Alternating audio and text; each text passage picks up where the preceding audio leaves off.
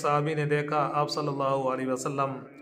ان کو اپنے کندھے کے اوپر سوار کرا کے آپ صلی اللہ علیہ وسلم لا رہے ہیں۔ اس صحابی نے کہا حضرت امام حسن رضی اللہ تعالی عنہ سے کہ کتنی مبارک سواری ہے جس کے اوپر تم سوار ہو، یعنی آپ صلی اللہ علیہ وسلم کو جو اللہ تعالیٰ نے اتنا مقام مرتبہ عطا فرمایا ہے، دونوں جہانوں کے سردار ہیں، مقصود کائنات ہیں، روزانہ اللہ تعالیٰ کا کلام آپ پہ نازل ہوتا ہے، آپ کی ایک ایک ادا ایک ایک چیز کی اللہ تعالیٰ قسمیں اٹھاتے ہیں۔